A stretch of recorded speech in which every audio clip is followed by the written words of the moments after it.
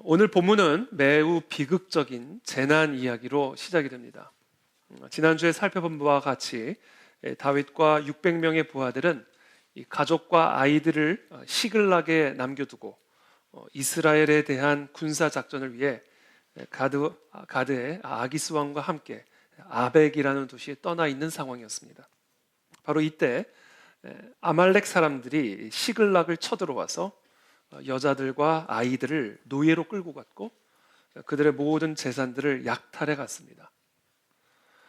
다윗과 그의 부하들이 사흘 만에 시글락으로 다시 돌아왔을 때에는 이미 성읍들이 다 불타 있었고 그들의 아내와 자녀들은 아말렉 사람들의 포로로 잡혀간 상태였습니다. 이 다윗의 두 아내 아히노암과 또 아비가일 역시 포로로 끌려가 있는 상태였습니다.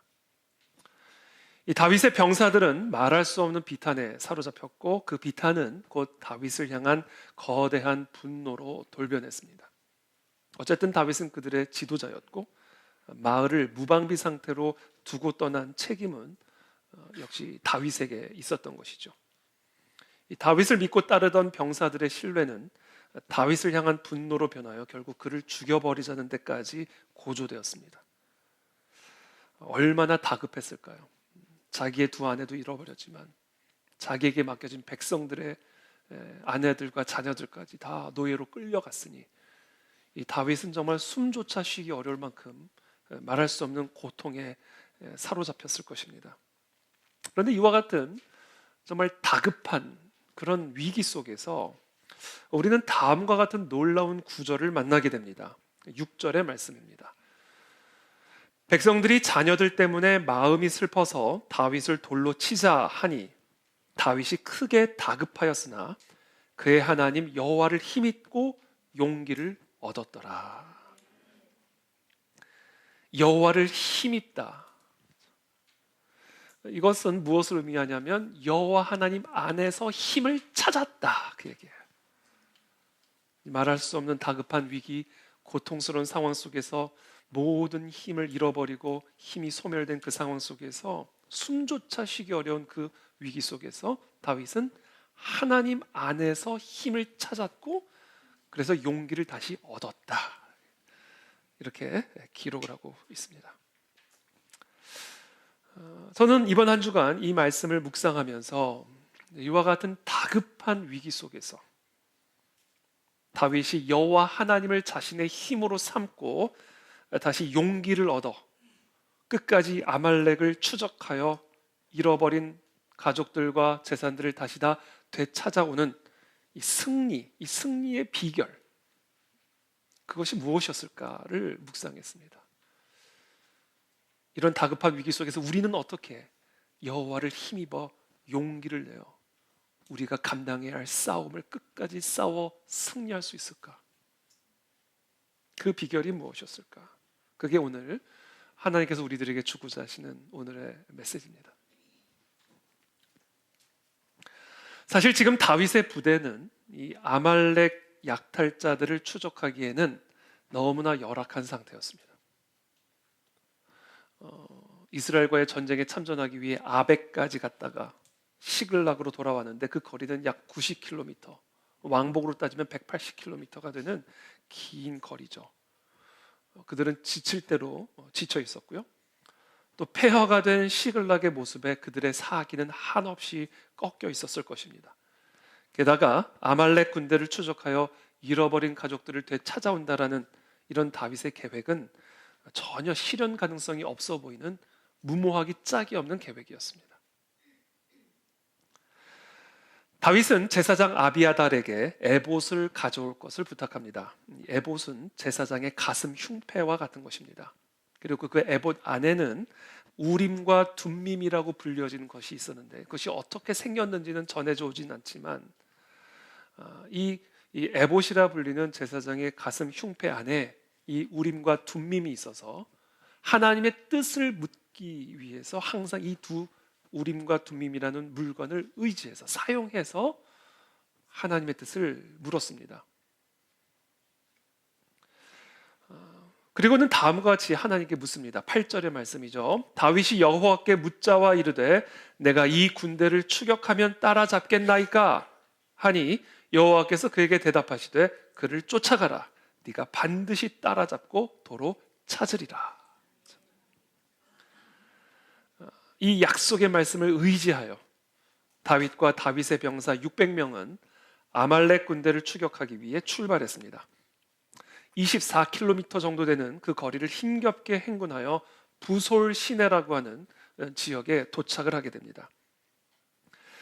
그때 600명 가운데 약 200명 정도 되는 부하들은 더 이상 행군을 할 수 없을 만큼 완전히 탈진한 상태가 되어버렸습니다.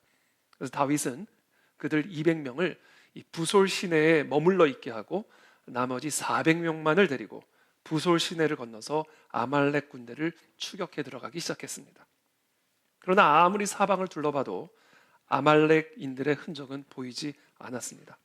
시간이 지나갈수록 점점 헛수고라는 생각이 들어오기 시작했습니다. 그런데 바로 그때 반쯤 죽은 것처럼 보이는 애굽 소년 한 사람이 들판에 버려진 것을 발견하게 됩니다. 다윗의 병사들은 이 병든 버려진 애굽 소년을 다윗에게로 데려다가 떡을 주어 먹게 하고 물을 마시게 하여 기력을 다시 회복할 수 있도록 도와주었습니다. 3일 동안이나 아무것도 먹지 못한 이 소년이 음식을 먹고 정신을 차리게 되자 다윗은 그가 누구인지를 물었습니다. 그는 자신이 애굽 사람이며 아말렉 사람의 종이었으나 사흘 전에 병이 들어 주인의 버림을 받았다라고 대답했습니다. 그리고 자신들이 바로 유다에 속한 지방과 시글락을 불사른 자들임을 밝혔습니다. 바로 이 애굽 소년은 다윗이 그렇게 쫓고 또 쫓던 아말렉 군대의 일원이었던 것입니다. 다윗은 그에게 아말렉 군대가 어디로 갔는지 인도해 줄 것을 요청했습니다. 그러자 애굽 소년은 자신을 죽이지 않고 자신을 주인에게 넘겨주지 않는 조건으로 아말렉 군대의 진영을 가르쳐 주겠다라고 약속합니다. 그렇게 애굽 소년의 인도를 따라가 보니 아말렉인들은 시글락과 다른 여러 마을에서 노력해온 음식과 음료를 가지고 먹고 마시며 흥청망청 술에 취해 놀고 있었습니다. 덕분에 다윗의 군사들은 아주 손쉽게 아말렉인들을 공격할 수 있었고 끌려간 자신의 가족들은 물론 약탈당한 물건까지도 다 되찾아올 수가 있었습니다. 게다가 아말렉 사람들이 다른 마을에서 약탈해온 양떼와 소떼까지도 전리품으로 얻게 되었습니다. 이제 성공적인 군사 작전을 마친 다윗과 400명의 병사들은 부솔 시내에 머물러 있었던 200명에게로 돌아갔습니다. 부솔 시내에서 노심초사 병사들과 가족들의 무사 귀환을 기다리고 있었던 이 200명의 병사들은 자신들을 대신해서 싸워준 400명의 전우들 그리고 사랑하는 가족들과 정말 말로 다 할 수 없는 기쁨과 감격의 재회를 했을 것입니다. 그런데 그때 예기치 않은 문제 하나가 발생하게 됩니다. 그것은 바로 전리품 분배와 관련한 문제였습니다. 22절에 그 내용을 이렇게 기록하고 있습니다. 다윗과 함께 갔던 자들 가운데 악한 자와 불량배들이 다 이르되 그들이 우리와 함께 가지 아니하였은즉 우리가 도로 찾은 물건은 무엇이든지 그들에게 주지 말고 각자의 처자만 데리고 떠나가게 하라 하는지라. 바로 그때 다윗이 개입하여 아주 중요한 발언을 하게 됩니다. 그것이 일명 부솔 발언입니다. 우리 23절부터 25절까지 다 함께 한번 읽어보겠습니다. 시작. 다윗이 이르되 나의 형제들아 여호와께서 우리를 보호하시고 우리를 치러 온 그 군대를 우리 손에 넘기셨은즉 그가 우리에게 주신 것을 너희가 이같이 못하리라. 이 일에 누가 너희에게 듣겠느냐? 전장에 내려갔던 자의 분깃이나 소유물 곁에 머물렀던 자의 분깃이 동일할지니 같이 분배할 것이니라 하고 그날부터 다윗이 이것으로 이스라엘의 율례와 규례를 삼았더니 오늘까지 이르니라. 이게 부솔 발언이에요. 그리고 나서 다윗과 600명의 병사들은 시글락에 도착하자마자 이전에 다윗과 그의 사람들이 왕래했던 모든 도시에 가서 지역에 가서 자신들이 얻은 전리품들을 그냥 다 나눠주기 시작했습니다. 저는 오늘 이 다윗의 이 부솔 발언, 그리고 아말렉 군대와의 전투를 통해 얻게 된 그 모든 전리품들을 모든 사람들에게 나누어 주는 그런 분배 방식을 통해서 다윗이 이 다급한 위기 속에서도 흔들림이 없이 여호와를 힘입고 용기를 내어 결국 끝까지 추격하여 승리를 얻을 수 있었던 그 놀라운 비결을 발견할 수가 있게 되었습니다. 23절 이 부솔 발언을 제가 다시 한번 읽어드리겠습니다. 다윗이 이르되 나의 형제들아 여호와께서 우리를 보호하시고 우리를 치러 온 그 군대를 우리 손에 넘기셨은즉 그가 우리에게 주신 것을 너희가 이같이 못하리라. 이 모든 것은 다 하나님의 은혜다. 우리의 공로로 얻은 것이 아니다. 우리의 승리도, 우리의 전리품도, 잃어버렸던 우리의 가족들의 무사 귀환도, 이 모든 것은 다 오직 하나님의 은혜로 주어진 하나님의 선물이지 우리의 힘과 우리의 공로로 얻은 것이 아니다. 그러므로 이 하나님의 선물을 그런 식으로 차별적으로 분배해서는 안 된다. 이게 부솔 발언의 핵심이에요.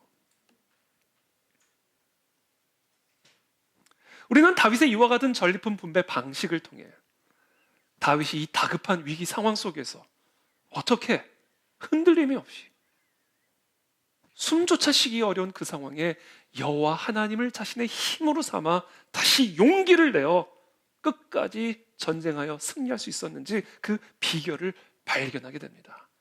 그것은 바로 하나님의 은혜에 대한 다윗의 확신, 믿음이었어요. 부솔 시내에 남아 있었던 200명의 사람들은 아말렉과의 전투에 참전하지 않고도 자신의 잃어버린 가족은 물론 재산은 물론 전리품까지 보너스로 얻게 됐습니다. 왜냐하면 이 모든 것들은 다 하나님의 은혜로 주어진 하나님의 선물이기 때문이에요.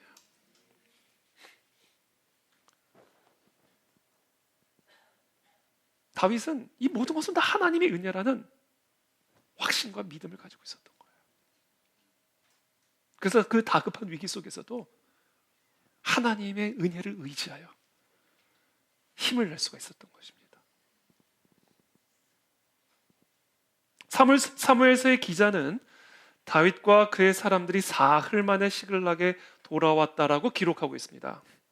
만약에 그들이 4일이 아닌 5일 만에, 사흘이 아니라 5일 만에 또는 7일 만에 돌아오게 되었다면 어쩔 뻔했습니까? 그 사이에 아말렉 군사들은 흔적도 없이 사라졌을 것이고, 만약에 아말렉 사람들이 시글락에 있던 모든 이 아낙네와 자녀들을 그 자리에서 죽였으면 어쩔 뻔했습니까? 그러나 성경의 기자는 죽이지 않고 다 살려서 데리고 갔다라고 기록하고 있습니다. 그냥 다 그 자리에서 죽여버렸으면 어쩔 뻔했어요.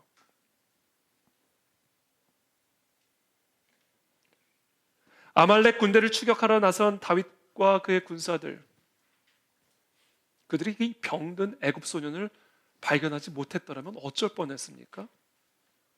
아니, 아말렉 주인이 이 병든 소년을 버리지 않았더라면 어쩔 뻔했습니까?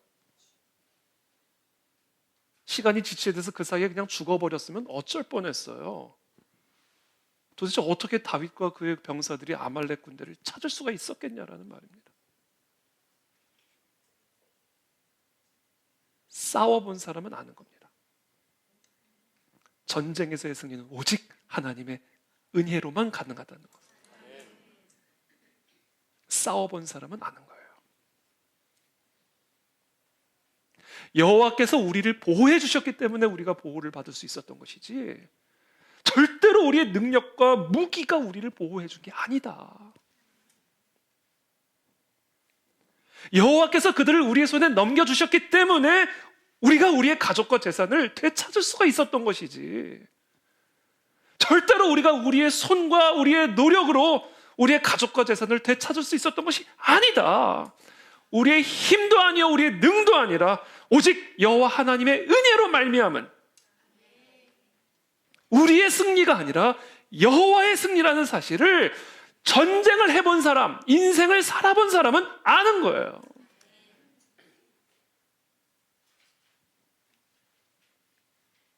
그래서 다윗은 너무나 잘 알고 있었던 겁니다. 이 모든 승리의 공로, 우리가 우리의 사랑하는 가족들을 되찾을 수 있었던 유일한 이유는 우리의 힘도 아닌, 우리의 능도 아닌 오직 하나님의 은혜다. 바로 그 다윗의 마음이, 그리고 그 다윗의 믿음이 이 전리품의 분배 방식을 통해서 드러난 것이고, 바로 그것이 그 다급한 숨조차 쉬기 어려운 그 위기 속에서, 고통 속에서, 슬픔 속에서 다시 그 여호와를 힘입어 용기를 내어 다시 전투에 나갈 수 있었던 비밀이고 비결입니다.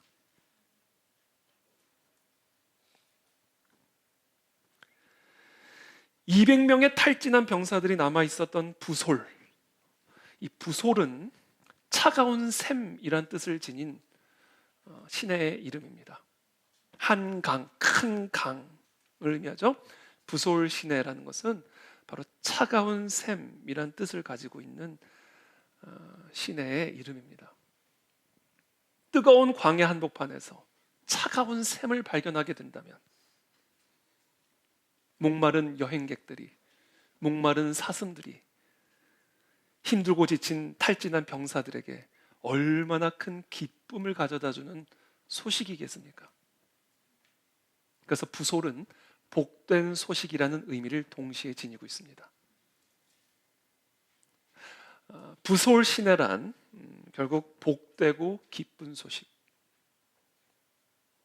목마른 자에게 생수와 같은 복음을 의미하는 것입니다. 자, 그렇다면 이 다급한 위기 속에서, 이 뜨거운 광야 한복판에서 두려움과 절망과 슬픔으로 탈진해 있는 우리들에게, 그래서 쓰러져 있는 우리들에게, 손가락 하나 까딱할 수 없는, 의욕도 없는 그런 다급한 위기 가운데 있는 우리들에게 이 큰 기쁨과 소망을 가져다주는 부솔, 복된 소식이란 무엇일까요? 그것은 바로 하나님의 은혜가 있다라는 거예요. 하나님의 은혜가 우리와 함께하고 있다라는 소식입니다. 그리고 그것에 대한 확신이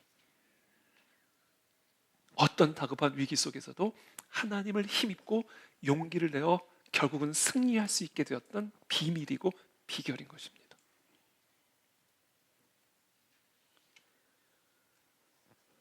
아말렉 주인에게 버림을 받고 그냥 죽을 날만 기다리고 있었던 이 애굽 소녀는 다윗을 통해 바로 이 복음을 경험한 것입니다.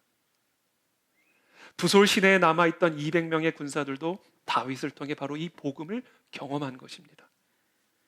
그리고 그들이 다윗을 통해 이와 같은 복음을 경험할 수 있었던 이유는 다윗 자신이 평생토록 오직 하나님의 은혜로 살아온 사람이었기 때문입니다.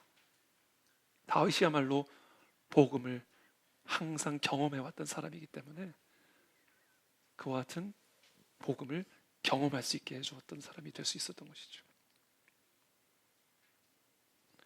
광야 한복판에 버려진 그 불쌍한 애굽 소년의 눈동자 속에서 다윗은 틀림없이 자신의 주인 사울에게 버림받아 죽음에 내던져진 자신의 처량한 모습을 보았을 것입니다. 동병상련은 인간의 본능입니다. 그리고 그런 자신을 지금까지, 이 순간까지 돌보아 주셨고 인도해 주신 그 하나님의 은혜를 떠올리게 되었을 것입니다. 자신의 가족을 잃어버렸음에도 자신의 가족을 위해 아무것도 할 수 없었던 이 무기력한 200명의 아버지들과 남편들의 모습 속에서 자신의 양떼를 물어가던 곰과 사자 앞에, 거대한 칼과 방패로 위협하는 골리앗 앞에, 그 외에도 셀 수 없이 수많은 대적들과 위기 앞에서 목자의 지팡이와 막대기로 자신을 안위하시고 쉴 만한 물가로 인도해 주셨던 그 목자 되신 하나님의 은혜를 다윗은 떠올리지 않을 수 없었을 거예요. 평생 다윗은 그와 같은 하나님의 은혜로 살아왔고 생존해 왔기 때문에 그렇습니다. 다윗이 바로 그 버림받은 애굽 소년이었고, 다윗이 바로 그 부솔 시내가에 쓰러진 200명의 남편들과 아버지들이었어요. 버림받은 애굽 소년과 부솔 시내에 쓰러져 있었던 200명의 군사들의 모습은 그냥 다윗의 인생 스토리 그 자체였던 것입니다. 파노라마처럼 자신의 삶이 흘러갔을 거예요.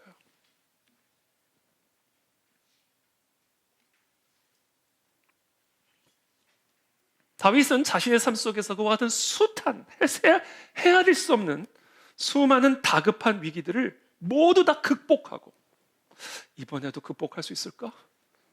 이번에는 살아남을 수 있을까? 그러나 그 모든 다급한 위기들을 극복하고 또 극복하여 이제는 이스라엘의 왕좌까지 몇 걸음 남아있지 않은 그런 상황까지 올 수 있었던 거예요. 그 이유는 오직 하나, 다윗의 힘도 아니요 능도 아닌 오직 하나님의 은혜였습니다. 그래서 다윗은 오직 하나님의 은혜로만 자신이 서 있을 수 있음을 누구보다도 잘 알고 있는 사람이었어요. 그래서 다윗은 알았던 겁니다. 모든 사람들 역시 그와 같은 은혜로만 서 있을 수 있음을 싸워본 사람, 살아본 사람은 아는 겁니다. 그래서 하나님의 은혜를 경험한 사람은 반드시 은혜를 베풀게 되어 있습니다. 그래서 우리는 이와 같은 다윗의 이 전리품 분배 방식을 통해, 이와 같은 부솔 발언을 통해 다윗의 마음이 무엇에 길들여져 있었던 사람인지를 확인하게 되는 거예요. 다윗은요, 하나님의 은혜로, 복음으로 길들여진 사람이에요. 그래서 그런 사람은 자신의 연약함에 흔들리지 않습니다. 자신의 부족함에도 흔들리지 않습니다. 자기를 둘러싼 강력한 진 앞에서도 흔들리지 않습니다. 하나님의 은혜가 나와 함께하고 있음을 믿기 때문에 그래요. 그게 비밀입니다. 혹시 우리들 가운데 애굽 소년과 같은 다급한 위기에 처해 있는 분들이 계십니까? 부솔 시내 200명과 같은 그런 남편들, 그런 아버지들이 계십니까? 다윗은 오늘 우리들에게 가르쳐주고 있습니다. 우리는 오직 하나님의 은혜로만 살 수 있습니다. 바로 그것이 오늘 이 부솔 시내에 울려 퍼진 복음입니다. 우리의 승리는 우리의 공로에 달린 게 아닙니다, 여러분. 오직 하나님의 공로에 달린 것입니다. 우리의 의는 우리의 공로에 달린 게 아닙니다. 오직 하나님의 공로에 달린 것입니다. 오직 하나님의 의가 나의 의요, 하나님의 힘이 나의 힘인 것입니다. 바로 그와 같은 하나님의 은혜가 우리 모두에게 복된 소식인 것이요, 바로 그와 같은 하나님의 은혜가 예수 그리스도의 십자가를 통해 우리 모두에게 차별이 없이 선물로 주어진 것입니다. 하나님의 은혜라는 게 무엇입니까? 하나님의 것이 내 것이 되는 거예요. 그게 은혜예요. 그래서 그걸 선물이라고 부르는 겁니다. 하나님의 은혜란 무엇입니까? 하나님의 것이 내 것이 되는 거예요. 예수 그리스도께서 우리의 모든 죄를 대속하심으로 말미암아, 내가 받아야 할 저주를 하나님이 대신 받으심으로 말미암아 하나님의 의가 내게 된 거예요. 하나님의 힘이 나의 힘이 된 것입니다. 하나님의 생명이 나의 생명이 된 거예요. 이게 복음이에요. 우리는 이 복음으로만 살 수 있습니다.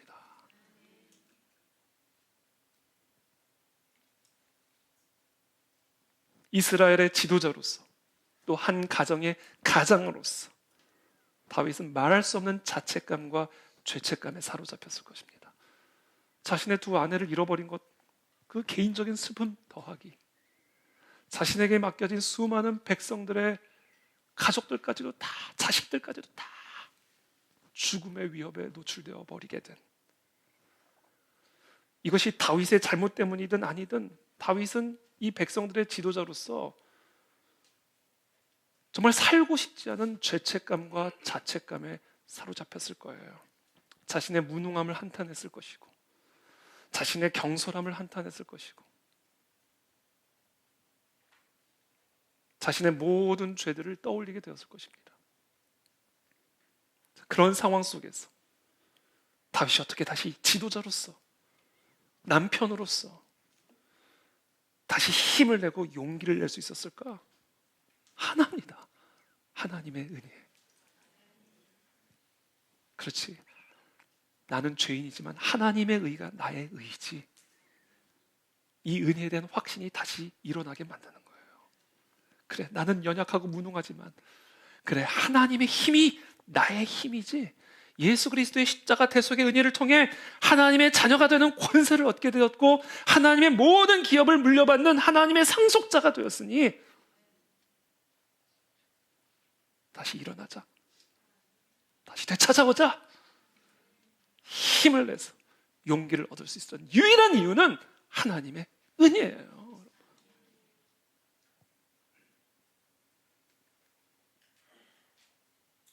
바로 그 상황 속에서 사람들이 자신을 돌로 치려 할 때, 다윗은 바로 이 하나님의 은혜라고 하는 피난처로 들어가 그 속에서 자신이 가져야 할 힘을 발견하게 되었고, 자신의 의의를 발견하게 되었고, 그것을 잊고 다시 용기를 내게 된 것입니다.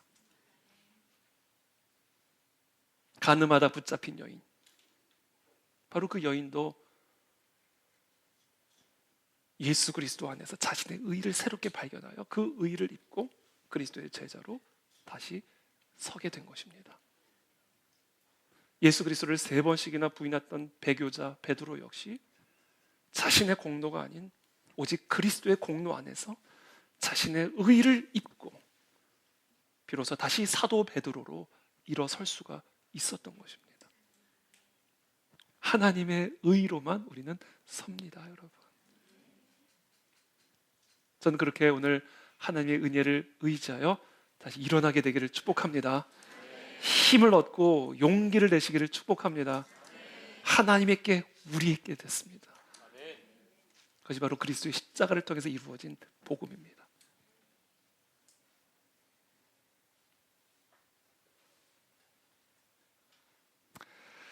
지금 우리는 매우 심각한 국가적인 위기를 맞고 있습니다.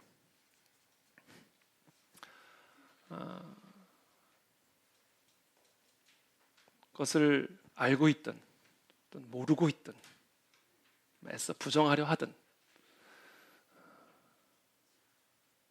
그런 사람들의 입장과 상관없이 대한민국은 지금 절체절명의 속수무책의 위기 가운데 있습니다. 그런 상황 속에서 이 대한민국의 진정한 현실에 대해서 무지하거나 정확히 알지 못하고 있는 많은 사람들이 국민 통합을 운운하고 있습니다. 그러나 그런 사람들이 주장하는 그런 국민 통합은 가능하지 않을 뿐 아니라 바람직하지도 않습니다. 일품 요리와 음식물 쓰레기가 통합하면 음식물 쓰레기가 일품 요리가 되는 게 아니라 일품 요리가 음식물 쓰레기가 됩니다. 대한민국은 일품 요리요, 공산주의는 음식물 쓰레기입니다. 이 둘은 통합될 수도 없고 통합되어서도 안 됩니다. 그와 같은 통합은 공산주의를 살리는 길이요, 대한민국을 죽이는 길입니다. 대한민국은 하나로 통합되어야 합니다. 그러나 공산주의로 통합할 수는 없습니다. 자유민주주의로 통합되어야 합니다. 대한민국은 정의가 물같이 공의가 강같이 흐르는 법치국가로 통합되어야 합니다. 대한민국은 대한민국과 열방의 구원자가 되신 예수 그리스도로 통합되어야 하고 온 세상을 창조하신 만군의 여호와 하나님의 말씀으로 통합되어야 합니다. 그것이 바로 우리가 꿈꾸는 거룩한 대한민국이요, 그것이 바로 위대한 통일한국의 비전인 것입니다. 윤석열 대통령이 파면되어 이제 관저를 떠나 사저로 귀환했습니다. 이제 이제 우리 이웃이 되셨습니다.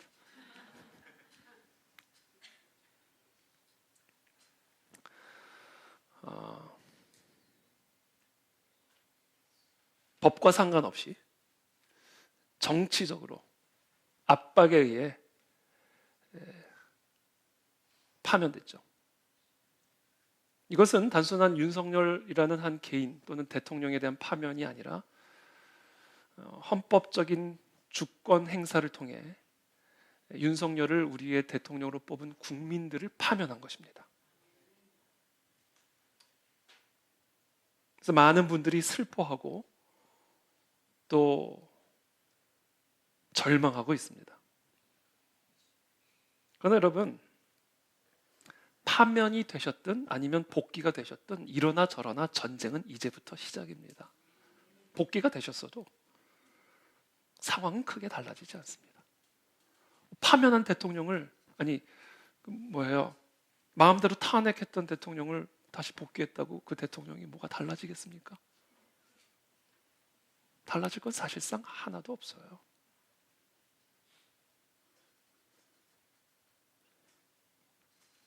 파면이 되셨든 복귀가 되셨든 전쟁은 이러나 저러나 이제부터 시작이에요. 끝난 게 아닙니다, 여러분. 복귀가 되셨어도 전쟁이 끝난 게 아니고요. 파면이 되셨어도 전쟁이 끝난 게 아니에요. 이제부터가 시작이에요. 물론 윤석열 대통령의 12.3 계엄에 대해 비판적인 시각, 저는 개인적으로 충분히 납득이 됩니다. 저 자신도 어느 정도는 비판적인 시각이 있습니다. 왜 12월 3일 계엄을 하셔서 정말 계엄을 하셨어야 하면 조금 늦게 헌법재판소의 재판관도 다 물갈이 되고 다 새롭게 지명하고 그리고 하셨으면 어땠을까? 1, 2, 3 그게 그렇게 마음에 드셨나? 그렇게 딱 떨어지는 1, 2, 3이 1월 23일에 하시든지 3월 23일 일은 안 되나? 이런 생각도 솔직히 들어요. 왜 굳이 국회의사당까지 그런 이미지를 꼭 연출하셨어야 되나? 굳이 몇 시간 만에 해제할 계엄이었다면 정말 꼭 필요했던, 예컨대 정말 부정선거의 의혹을 밝히고자 하셨다면 선거관리위원 거기만 정확하게 딱 치고 빠지시든지, 왜 군대를 헬기 타고 동원하는 그런 이미지를 연출해서 이 계엄에 대한 국민들의 생각을 그렇게 부정적으로 만드셨나? 계엄 자체에 대해서라기보다도, 저는 계엄 자체라기보다도 그 계엄의 그런 이런저런 시기나 그런 방식들에 대해서 조금 비판적인 시각이 없는 건 아니에요. 그러나 어찌됐든 계엄은 이루어졌고 그것으로 결국은 파면이 되셨습니다. 그러나 여러분이 꼭 기억하셔야 될 게, 이 계엄에 대해 찬성을 하든 안 하든 계엄 때문에 그나마 공산주의와의 전쟁을 시작이라도 할 수가 있게 된 거예요. 그렇지 않았으면 지금 아벡에 가 있느라 시글락에서 무슨 일이 일어나고 있는지 전혀 대다수의 국민들은 알지도 못하고 자기 자녀들 다 뺏겼을 것이고요. 자기 재산 다 뺏겼을 거예요. 모르고 있다고 평안한 게 아닙니다.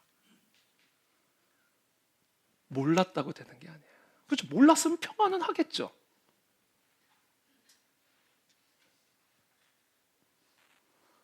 그러니까 이 계엄에 대해서 여러분들이 어떻게 생각을 하시든 분명한 사실 하나는, 이러나 저러나 복귀든 파면이든 이러나 저러나 전쟁은 이제부터 시작이 된 것이고, 그 계엄과 함께 계엄 때문에 그나마 우리가 공산주의와 싸우기라도 할 수가 있게 된 거예요.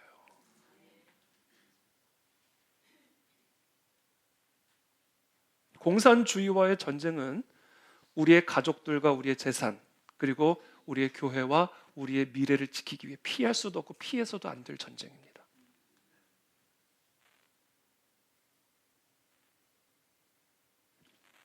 그렇기 때문에 여러분, 다시 힘을 내시기를 축복합니다.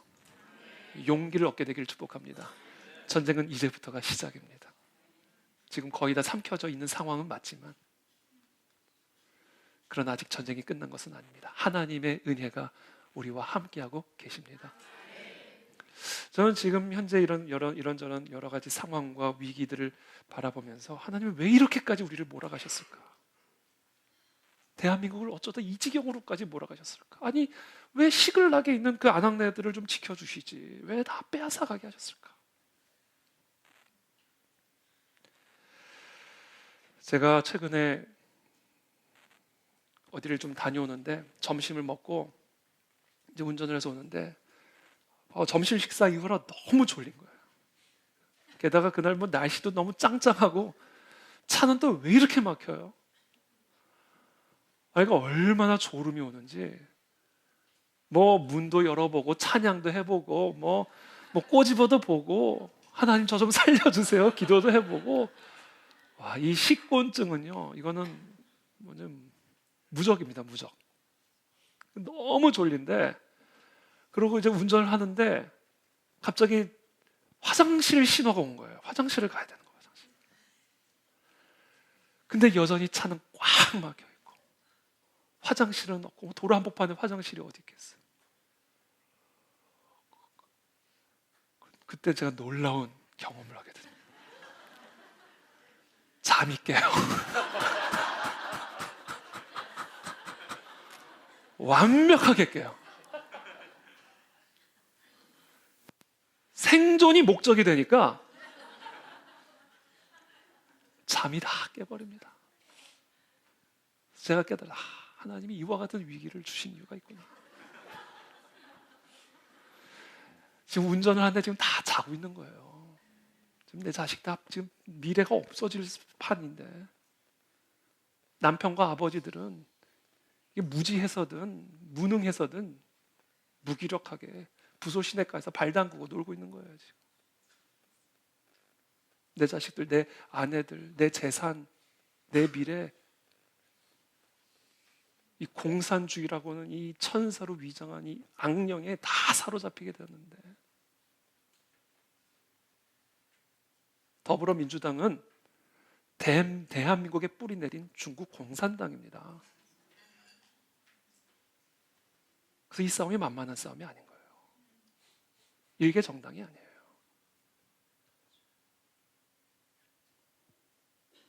그런 상황 속에서 지금 이 땅에 군사들이 뭐 하고 있냐, 한국 교회가 지금 뭐 하고 있냐는 거예요. 한국 교회 지도자들 점잖게 뭐 진보의 길도 아니고 보수의 길도 아니고 예수의 길, 뭐 이딴 선지자 노름이나 하고 앉아 있고 그런 사람들에게 있어서 예수의 길은 진보의 길입니다. 묻지 않아도 108백중이에요. 그게 무지해서든 뭐 해서든 그게 지금 한국 교회에 잠들어 있는 현실이다.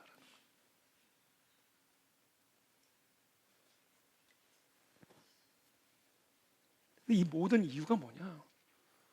깨어나게 하기 위한 하나님의 섭리예요. 뭐에 대해서 깨어나게 하기 위한 것인가?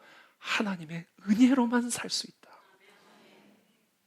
한국교회 그 교회들의 돈도 아니고 한국교회 그 대단한 맨파워들도 아니라 오직 하나님의 은혜로만 한국교회는 살 수 있고 우리의 가정은 설 수 있고 이 민족은 존재할 수 있다. 그것을 깨우쳐 주시기 위한 하나님의 조치입니다. 그러니까 이 위기 속에서 우리가 뭘 해야 되겠습니까?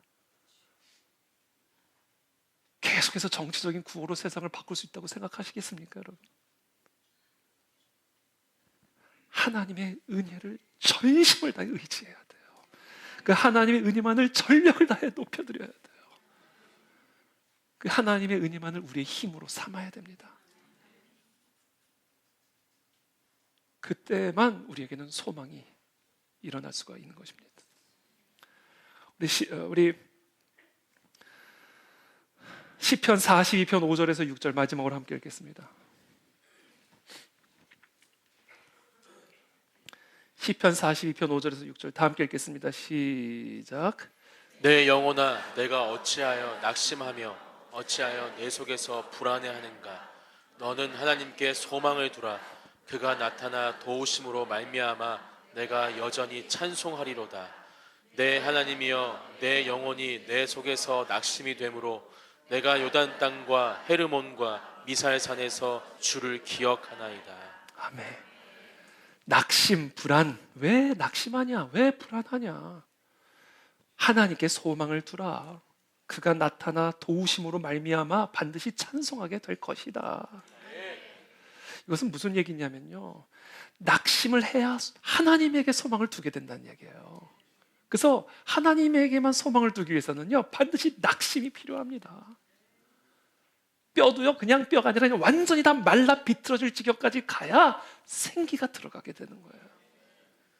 그래서 제가 지난 금요일에도 말씀드렸지만 낙심과 소망은 하나예요. 마른 뼈와 생기는 하나입니다. 이와 같은 다급한 위기 가운데 있어야 하나님의 은혜를 볼 수 있는 눈이 열리게 되고, 이 은혜로만 내가 싸울 수 있는 것이고, 은혜로만 내가 설 수가 있는 것이구나.